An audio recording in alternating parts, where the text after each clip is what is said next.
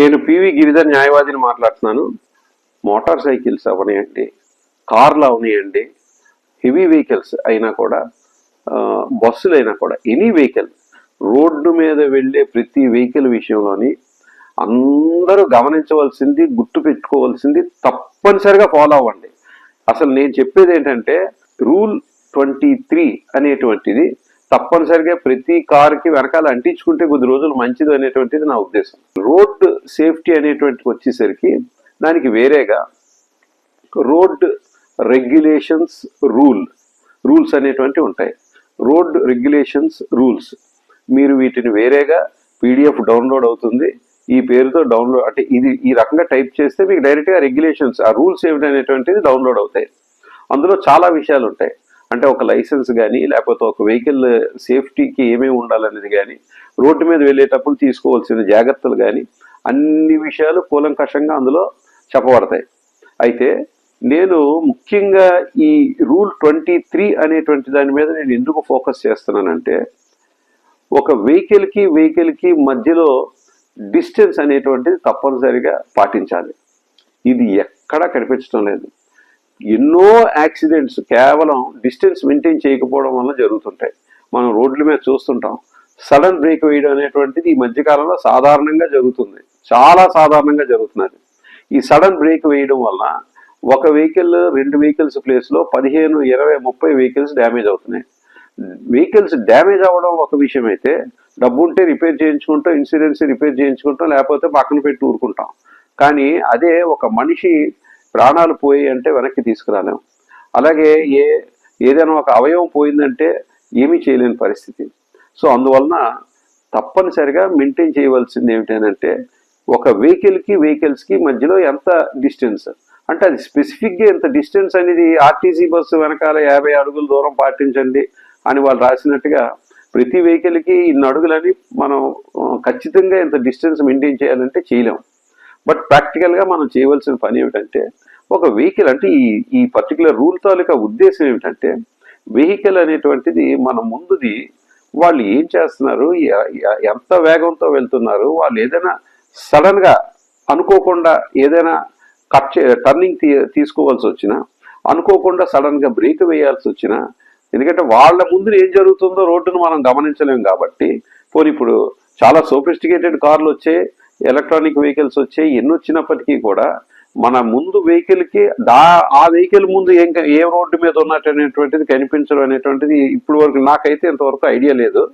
అందువల్ల నేను చెప్పేది ఏంటంటే, మన ముందున్న వెహికల్ ఎంత వేగంతో వెళ్తోంది, వాళ్ళు ఎలా డ్రైవ్ చేస్తున్నారు, దానికి మనం ఎంత దూరంలో ఉండాలి అనేటటువంటి దానికి మనం ఒక సింపుల్ విషయాన్ని గుర్తుపెట్టుకోవాల్సింది ఏంటంటే, వాళ్ళు సడన్గా బ్రేక్ వేస్తే మన వెహికల్ అంటే మన కార్ కానీ మోటార్ సైకిల్ కానీ కంట్రోల్ అవుతుందా, ఇది మనం గుర్తుపెట్టుకోవాలి.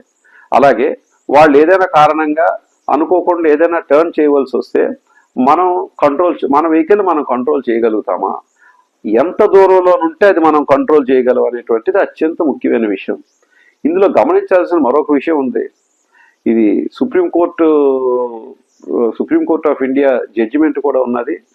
ఇది గమనించవలసిన విషయం ఏంటంటే, చాలామందికి తెలియని విషయం, ఈ రకంగా డిస్టెన్స్ మెయింటైన్ చేయకుండా, అంటే చాలా కేసెస్లో మనం గమనిస్తుంటాం, ఇన్సూరెన్స్ కేసెస్లో కూడా all of A sudden accident అయిందండి, ముందున్నవాడు సడన్గా బ్రేక్ వేశారు, అందుకే మేము గుద్దేశాం. సడన్గా బ్రేక్ వేస్తే మనం గుద్దేశామంటే అర్థం ఏంటి, డిస్టెన్స్ మెయింటైన్ చేయలేదు. మనం సడన్గా బ్రేక్ వేస్తే మనం మన వెహికల్ని కంట్రోల్ చేయడం అంటే మన వెహికల్ని ఆపగలిగే దూరంలో మనం ఉండాలి. అదే ఈ రూల్ 23 తాలూకా ఉద్దేశం. ప్రతిదానికి ఈ వెహికల్కి ఎంత వేగంతో వెళ్తే ఎంత దూరం మెయింటైన్ చేయాలి, అది మన రోడ్ల మీద అయ్యే కష్టం, మన రోడ్ల మీద అయ్యే పని కాదు. ముఖ్యంగా ఇప్పుడున్న వెహికల్స్తో నవ్వదు. ఇంకా ఫ్యూచర్లో రాబోయే వెహికల్స్ ఏవైతే ఉన్నాయో, సోఫిస్టికేటెడ్ వెహికల్స్, బాగా technology, modern technology, artificial intelligence ఇలాంటివి ఉన్నాయి. 1-2 దేశాల్లో ఇప్పుడు ఆల్రెడీ వచ్చాయి. అలా అంటే డ్రైవర్ లేని కార్లు ఇలా చాలా వచ్చాయి. సో ఆ రకంగా ఏదైనా మనం ఉంటే మనం వాటిలో రూల్స్ మారవచ్చు. కానీ ప్రస్తుతానికి మనం మన జ్ఞానాన్ని ఉపయోగించుకొని, మన డ్రైవింగ్ స్కిల్స్ ఉపయోగించుకొని, మనం వెళ్తున్న వేగం ఏమిటి, మన ముందున్న వెహికల్ ఏమిటి, ఆ వెహికల్ హెవీ వెహికల్ అయితే ఆ వెహికల్ ఎంత వేగంతో వెళ్తుందని గమనించుకోవాలి. ఇందులో ముఖ్యమైన విషయం ఏమిటంటే, ఇన్సూరెన్స్ క్లెయిమ్ అవ్వదు. పొరపాటున అలా ముందున్న వాళ్ళు బ్రేక్ వేశారండి, ఆ సడన్ బ్రేక్ వల్ల మేము గుద్దవలసి వచ్చిందండి, ఈ యాక్సిడెంట్ వల్ల దెబ్బలు తగిలేయండి, లేకపోతే థర్డ్ పార్టీ ఇన్సూరెన్స్ అండి, లేకపోతే వెహికల్ డ్యామేజ్ అండి అని అంటే ఈ డ్యామేజ్ని క్లెయిమ్ చేయడానికి అవ్వదు, ఇన్సూరెన్స్లు రావు, దెబ్బలు తగిలిన వాళ్ళు వాళ్ళ డబ్బులు వాళ్ళు పెట్టుకోవాల్సిందే తప్ప ఏ రకమైనటువంటి ఇన్సూరెన్స్ క్లెయిమ్ చేయడానికి అవ్వదు. చట్టపరంగా అవ్వని పనులు నేను చెప్తున్నాను. అందువల్ల ఏంటంటే ఇన్సూరెన్స్ క్లెయిమ్ కూడా ఈ రకంగా ముందు వెళ్తున్న వెహికల్ని మనం డాష్ చేసినట్లయితే ఇన్సూరెన్స్ కూడా రాదు. కాబట్టి ఈ విషయాలన్నీ దృష్టిలో పెట్టుకొని రోడ్డు మీద ప్రయాణించేటప్పుడు సేఫ్టీ రెగ్యులేషన్స్ ఇప్పుడు నేను చెప్పినట్టుగా మొత్తం రోడ్ రూల్స్లోనన్నీ మీకు చాలా చక్కగా ఎక్స్ప్లెయిన్ చేయబడ్డాయి. దాంట్లో ముఖ్యంగా ఇప్పుడు నేను చెప్పినటువంటిది ఈ రూల్ 23 అనేటువంటిది అందరూ గమనించాలి. దాని ప్రతి ఒక్కరు కూడా అంటే నలుగురికి తెలియజేయాలి. ఎందుకంటే రోడ్డు అనేది మనం ఒక్కరిమే వెళ్ళాం, మనం ఒక్కరికే రూల్ తెలిస్తే ఉపయోగం లేదు. మన వెనకాల మన ముందుని మన పక్కనే చుట్టూ ఉన్న డ్రైవ్ చేసే అందరికీ తెలియాలి. రోడ్డు మీద ఏ వెహికల్ అయినా సరే రోడ్డు మీద ఉన్నామంటే అది రోడ్ రెగ్యులేషన్ అందుకే పెట్టారు. సో ఆ రోడ్డు రెగ్యులేషన్ సేఫ్టీ అనేటువంటి తెలుసుకోవాలంటే ఈ రూల్స్ అందరూ చదవాలి. ఈ జ్ఞానాన్ని పెంచుకోవడం వలన యాక్సిడెంట్లు చాలా వరకు మనం తగ్గించగలం, అందరూ కూడా సేఫ్గా ఇంటికి చేరుకోగలుగుతారు. సో ఈ రూల్స్ తెలుసుకొని రూల్స్ పాటించడం వలన సేఫ్టీ సాధ్యమవుతుందని చెప్తూ సెలవు తీసుకుంటున్నాను. Indian road Congress IRC, Indian road Congress అనేటువంటిది మన భారతదేశంలో ఏ రోడ్డు ఎలా ఉండాలి, ఏ రోడ్డు అంటే ఎలా ఉండాలి అంటే రోడ్లో మొత్తం టోటల్ రోడ్డు కన్స్ట్రక్షన్ అంటే రోడ్డు తాలూకా వెడల్పు నుంచి, అలాగే రోడ్డు ఏ ప్రాంతంలో వేస్తున్నారు. ఇప్పుడు పోర్ట్ ఉంది, పోర్టు రిలేటెడ్ వెహికల్స్ ఏ రోడ్ల మీద వెళ్తాయో ఆ రోడ్లు వేరేగా ఉంటాయి. అలాగే ఘాట్ రోడ్లు అంటే కొండల మీదకి మలుపులు తిరుగుతూ వెళ్ళే రోడ్లు వేరేగా ఉంటాయి. అలా ఒక్కొక్కదానికి ఒక్కొక్క కోడ్ ఉంటుంది. ఆ కోడ్ ప్రకారం ఆ రోడ్డు కానీ వాటి ఐలాండ్లు కానీ వాటి లారీలు కానీ లేకపోతే హెవీ వెహికల్స్ కానీ పార్క్ చేసుకునే విధానం కానీ ఇవన్నీ డిపెండ్ ఉంటుంది. ఉదాహరణకి హైవే ఉన్నదనుకోండి, హైవే రెగ్యులేషన్స్ వేరేగా ఉంటాయి. రెగ్యులేషన్స్ కాదు, కోడ్. అది హైవే ఎలా ఉండాలనేటువంటిది ఒక కోడ్ చెప్తుంది. హైవేకి ఒక కోడ్, ఏది ఇండియన్ రోడ్ కాంగ్రెస్ అనేటువంటిది. అలాగే అది ఒక స్ట్రీట్ రోడ్ అయితే ఎలా ఉండాలి, అలాగే హైవే కాకుండా ఎక్స్ప్రెస్ హైవే అయితే ఎలా ఉండాలి, అలాగే యాక్సెస్ కంట్రోల్డ్ ఎక్స్ప్రెస్ హైవే అయితే ఎలా ఉండాలి, అలాగే గ్రీన్ ఫీల్డ్ ఎక్స్ప్రెస్ హైవే అయితే ఎలా ఉండాలి. ఇలాగ ఒక్కొక్క హైవేకి లేకపోతే ఒక్కొక్క రోడ్డుకి ఒక్కొక్క దీనికి కూడా ప్రతిదానికి ఒక కోడ్ ఇవ్వబడుతుంది. ఆ కోడ్ ప్రకారం ఆ రోడ్డు ఉండాలి.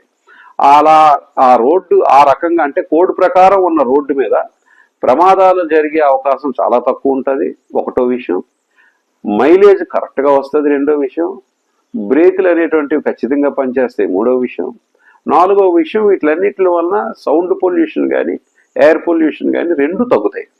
సో ఈ రకంగా మెయింటైన్ చేయాల్సిన బాధ్యత హైవేది. సో మినిస్ట్రీలో అంటే ప్రభుత్వంలో రోడ్డుకి సంబంధించినది ఏదైతే ఒక వింగ్ ఉందో, రోడ్స్ అండ్ బిల్డింగ్స్ అనేటువంటిది ఏదైతే ఒకటి ఉందో, అలాగే NHAI national highway authority of India ఏదైతే ఉందో, వీళ్ళందరూ కూడా ప్రతి కోడ్ జాగ్రత్తగా పరిశీలించి రోడ్డు వేయాలి ఒకటి. మరి రోడ్డు వేసేటప్పుడు దానికి కావాల్సినటువంటి పర్మిషన్స్ అన్నీ తీసుకుంటారు కదండి. అలా పర్మిషన్స్ తీసుకునేటప్పుడు ఆ రోడ్డు ఖచ్చితంగా ఉందా లేదా, మలుపు దగ్గర యాక్సిడెంట్స్ జరుగుతున్నాయి, లేకపోతే కొన్ని దగ్గర బోర్డు పెడతారు యాక్సిడెంట్ ప్రోన్ ఏరియా, ఆ బోర్డులు పెట్టడం ఇవన్నీ కాదండి కావాల్సింది. ఒక మలుపు తిరిగేటప్పుడు యాంగిల్ ఆఫ్ బ్యాంకింగ్ అని ఉంటుంది. అంటే విశాఖపట్నం కాబట్టి నేను విశాఖపట్నం గురించి కానీ చెప్పాలనుకుంటే మీకు very clear, very simple. RK beach దగ్గర నుంచి భీమిలీవు లోపు ఏ రోడ్డు అంటే ఆ రోడ్లో మొత్తం ఎక్కడ తీసుకోండి అన్ని మలుపులు ఉంటాయి. చాలా దగ్గరలో చాలా స్లోప్ పెద్దది ఉంటుంది, అంటే ఒక కొండ మీదకి ఎక్కి కిందకి దిగాలి. సో ఇలాంటి పరిస్థితుల్లో ఆ రోడ్లు ఎలా ఉండాలి అనేటువంటి దానికి ఉదాహరణకి ఈ యాంగిల్ ఆఫ్ బ్యాంకింగ్ అంటే రోడ్డు ఒక పక్కకి ఒరిగి ఉండాలి మలుపులోని, అది ఎంత ఒరిగి ఉండాలి, దాని తాలూకా బ్యాంకింగ్ మ్యాథ్ ఏంటనేటువంటిది మొత్తం దానికి క్యాలిక్యులేషన్స్ ఉంటాయి. అవి ఎక్కడ ఉన్నాయండి, ఎక్కడా లేవు. అంటే వాటికి గరిమినవి పనిచేయదు, అంటే సెంట్రిఫ్యూగల్ ఫోర్స్ అనేటువంటిది కంట్రోల్ అవ్వదు. దానివల్ల ఏమవుతుంది, ఆ రోడ్డు మీద వెళ్ళేటువంటి మోటార్ సైకిల్ అయినా అవ్వచ్చు, స్కూటర్ అవ్వచ్చు, మహా అయితే నడుచుకొని వెళ్ళేవాళ్ళు, సైకిల్ మీద వెళ్ళేవాళ్ళు పడిపోకపోవచ్చు. బట్ ఇంకా ఏ వెహికల్ అయినా సరే ఖచ్చితంగా పడిపోతుంది. ముఖ్యంగా అలాంటి మలుపుల్లో వెహికల్స్ తిరగబడిపోవడానికి కారణం ఇంకోటి ఏంటంటే స్పీడ్ లిమిట్. ఆ మలుపు ప్రమాదకరంగా ఎప్పుడు మారుతుంది? రోడ్డు ఏ రకంగా ఉండాలో ఆ రకంగా లేకపోవడం వల్ల, కోడ్ ప్రకారం స్టాండర్డ్స్ లేకపోవడం వలన యాక్సిడెంట్ జరుగుతుంది. రెండో ముఖ్యమైన విషయం ఏంటి? హెవీ వెహికల్ అనుకోండి. హెవీ వెహికల్ అనేటువంటిది ఖచ్చితంగా ఆ మలుపులో వేగం ఎంత స్లోగా వెళ్ళినా కూడా వెహికల్ టిల్ట్ అవుతుంది, అంటే పడిపోయే అవకాశం ఉంటుంది ఖచ్చితంగా.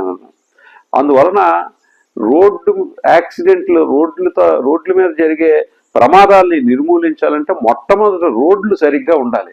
ఇప్పుడు ఈ డివైడర్ల విషయానికి వస్తే అసలు ఈ డివైడర్లు, బార్గేడ్లు అనేటువంటివి రోడ్ల మీదకి రాకూడదండి. ఎందుకంటే మీరు గమనించినట్లయితే ఒక చిన్న ఉదాహరణకు చెప్తాను. పొరపాటున మీరు ఒకసారి విశాఖపట్నంలోని చాలా ప్రాంతాల్లో ఎక్స్పెరిమెంట్ చేశారు, సక్సెస్ అవ్వలేకపోయారు. అవేంటంటే ప్లాస్టిక్ కానీ రబ్బర్ కానీ వాటితో తయారు చేసినటువంటివి డివైడర్స్ ఉంటాయి. వాటిని రోడ్డుకి ఫిక్స్ చేస్తారు. సో అలా ఫిక్స్ చేసిన తర్వాత పొరపాటున ఓవర్టేక్ చేయబోయో లేకపోతే పొరపాటున అనుకోకుండా మలుపు తిరిగితే అవి శబ్దం చేస్తాయి. అవి విరిగిపోవడం కానీ లేకపోతే ఊడిపోవడం కానీ జరుగుతుంది. అంతేగాని వెహికల్లో ఉన్న మనిషి కానీ చనిపోవడం దాకా, వెహికల్ యాక్సిడెంట్ కానీ మనిషి చనిపోవడం కానీ జరగదు. అలాగే ఈ రోడ్డు మధ్యలో ఏదైనా డివైడర్లు కానీ బారికేడ్స్ కానీ పెట్టవలసి వస్తే అవి ఎలా ఉండాలి అంటే 3 అడుగులు 10 అడుగులు పెట్టకూడదండి అవి. ఎందుకంటే వ్యూ దెబ్బతింటుంది. అనుకోకుండా పొరపాటున యువతల కారు ఉంది, యువతల కారు కానీ లేకపోతే యువతల మోటార్ సైకిల్ కానీ పొరపాటున పక్కకి తప్పుకోవడానికి జాగా లేకపోతే అప్పుడు ఏమవుతుంది? ఆ డివైడర్కి తగులుకోవడం వలన కాలో చెయ్యో విరిగిపోతుంది ఖచ్చితంగాను. అది కొంచెం వేగంలో ఉంటే గ్యారంటీగా తలకేమైనా ఇంజరీ అయిందంటే మనిషి చనిపోయే అవకాశం ఉంటుంది. సో ఇవన్నీ ప్లేస్లో అసలు ఏముండాలి? అవి ప్లాస్టిక్వి, రబ్బర్వి. వాటిలో అవి కూడా ఏంటి, అవి అక్కడ నిలబడడానికి వీలుగా మీరు జాగ్రత్తగా గమనించండి. ఇప్పటికీ హైవే మీద అక్కడక్కడ మీకు కనిపిస్తాయి. వాటికి వాల్స్ ఉంటాయి, ఓపెన్ చేసి వాటిలో నీరు నింపుతారు. దాని వలన అవి కదలకుండా బరువుగా ఉంటాయి. కానీ ఒకవేళ యాక్సిడెంట్ జరిగినట్లయితే ఏదైనా వెహికల్ అనుకోకుండా వాటిని గుద్దినా కూడా అవి పగిలిపోతాయి తప్ప, అవి డ్యామేజ్ అవుతాయి తప్ప, స్పీడ్ని కంట్రోల్ చేస్తాయి తప్ప, అన్ని అడ్వాంటేజ్లు ఉంటాయి తప్ప ఆ వెహికల్ తిరగబడిపోవడం కానీ, డ్యామేజ్ అవ్వడం కానీ, అందులో ఉన్న మనిషికి హాని జరగడం కానీ జరగదు. సో ఇలాంటి ఏవైతే విషయాలు ఉన్నాయో వీటిని పరిశీలించాలి. ఇవన్నీ ఎవరు చేస్తారండి? ఎవరో ఒక్క వ్యక్తి వల్ల జరిగే ఇవన్నీ జరిగిపోవు. ఈరోజు నేను వీడియో ద్వారా కొన్ని వివరాలు చెప్పగలుగుతున్నాను. నాకు అందుబాటులో ఉన్న కేసులు నేను అటెండ్ అవుతున్నాను. నా దగ్గర వరకు రాగలిగిన వాటి వ్యవహారాలు నేను చూస్తున్నాను. బట్ ఎక్కడెక్కడో జరిగినవి అన్నిటికీ ఎవరో ఒకరు ఇద్దరు వ్యక్తులు కాదు. సో దీనికి అందరూ బాధ్యత తీసుకోవాలన్న ఉద్దేశంతోనే ఈ వీడియోల ద్వారా ఈ అవేర్నెస్ ప్రోగ్రామ్ అంతా కూడా క్రియేట్ చేయడానికి ప్రయత్నం చేస్తున్నాం.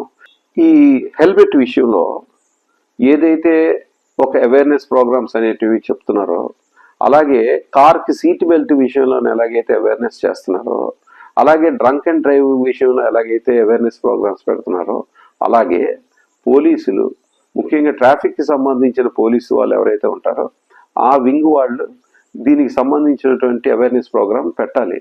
రోడ్డు రూల్స్ అంటే రోడ్డు రెగ్యులేషన్స్ అనేటువంటివి ఏవైతే రూల్స్ ఉన్నాయో అవి సేఫ్టీకి సంబంధించినవి కాబట్టి అది ఎవరెవరు చేయాలి, అవి ఆ సంబంధించిన రోడ్స్ అంటే హైవే అయితే హైవే అథారిటీ, పోలీసులు, అలాగే ప్రభుత్వం కలిపి ఎక్కడికక్కడ అంటే కంట్రిబ్యూటివ్ అవేర్నెస్ కావాలి, అంటే పార్టిసిపేషన్ కావాలి.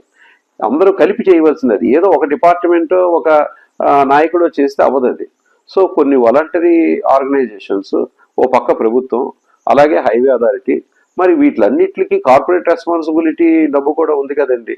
సో ఆ సిఎస్ఆర్ డబ్బులు కానీ ఇలాంటివన్నిటి ద్వారా ఎప్పటికప్పుడు రోడ్ల మీద అతి వేగంగా వెళ్తున్న వాళ్ళు కానీ, వెహికల్ వెనకాల వెహికల్ వెళ్తున్నారు, అసలు వీటి మీద అవేర్నెస్ ఎక్కడ ఉందండి?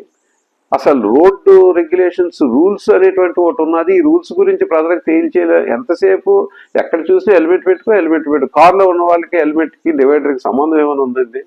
అందువల్ల ఇలాంటివి మనం గమనించుకొని ఏదో ఒక హెల్మెట్ విషయంలోని హెల్మెట్ ఆపే ఫైన్ రాసాం, హెల్మెట్ ఆపే అదేమైనా టార్గెట్లా, లేదా అదేమైనా వ్యాపారమా? అవేర్నెస్ క్రియేట్ చేయాలి. వాళ్ళని బెదిరిపోయేలా చేయకూడదు. ముఖ్యంగా చాలా మంది పోలీసులు అంటే చాలా భయం ఉంటుంది స్వతహాగా. సో అలా బెదిరిపోయి వాళ్ళు రేపు పొద్దున్న రోడ్డు మీదకే రాకుండా వాళ్ళని చేసేయకూడదు. అవేర్నెస్ ప్రోగ్రామ్స్ అంటే కేవలం హెల్మెట్ సీట్ బెల్టే కాదు బాబు, రోడ్ల మీద వెళ్ళేటప్పుడు వెహికల్కి మినిమం డిస్టెన్స్ మెయింటైన్ చేయట్లేదు, వాళ్ళని పక్కకి వీల్చి రోడ్ల మీద పార్కింగ్ మీద సేఫ్టీ మీద అవగాహన కల్పించడం చాలా ముఖ్యం.